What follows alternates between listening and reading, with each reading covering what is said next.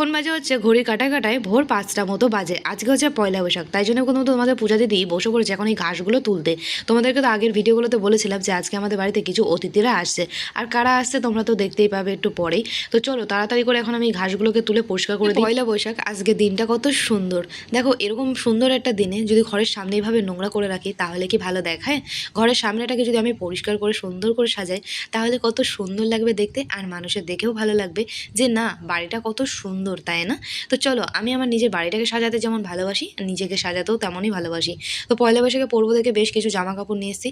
তো এই কাজগুলো না সেরে কীভাবে স্নান করে গোপাল সোনাকে পুজো দিই তোমরাই বলো। তো আমি যাই হোক উঠোনটা কিন্তু এখন ঝাঁট দিয়ে নিয়েছি, আর ঘাসগুলোকে নিড়িয়ে সব বস্তার মধ্যে ভরে নিয়েছি, আর গাছের গোড়াগুলোতে মাটি দিয়ে খুঁড়ে দিয়েছি। তো আমার কিন্তু বাড়িটা প্রায় কমপ্লিট হয়ে গেছে পরিষ্কার করা। আর মাঠের থেকে সকালবেলায় মা আমাকে 2 বালতি গোবর এনে দিয়ে গেছে। তো এখন আমি এই জামাটা পাল্টে এসে তারপরে কিন্তু আমি গোবর দিয়ে উঠোনটাকে লেপবো, কারণ ওই জামাটা আমার নোংরা হয়ে গেছে, তো সেটা কাচতে হবে। আর এই নাইটিটা তো পরিষ্কার রয়েছে, তো সেই জন্যে আমাকে এই জামাটা পাল্টে এসে তারপরে কিন্তু উঠোনটা লেপতে হবে। মা 2 বালতি গোবর দিয়ে গেছিলো, তো সেই গোবরগুলোকে এখন গুলিয়ে সুন্দর করে আমি আমার উঠোনটাকে লেপবো। দেখো আমাদের বাড়ির সামনে উঠোনটা কত সুন্দর লাগছে এবার দেখতে পরিষ্কার করার পর, তাই না? তো আগে কেমন একটা বাজে লাগছিল না দেখতে বলো? তো আমার ঘরের সামনেটা কিন্তু সুন্দর করে এখন আমি লেপে দিচ্ছি, কারণ এই জায়গাটা খোঁড়া হয়েছে যেহেতু। তো এখন যদি সুন্দর করে লেপে দিই দেখতে কিন্তু আরও বেশি ভালো লাগবে। তো চলো তাড়াতাড়ি করে কিন্তু উঠোনটা লেপে, এখনও কিন্তু আমার প্রচুর কাজ রয়েছে, তো সেই কাজগুলো সেরে তারপরে কিন্তু আমাকে আবার বাজারে যেতে হবে। তো চলো চলো বন্ধুরা, কাজগুলো তাড়াতাড়ি করে আমি করতে থাকি।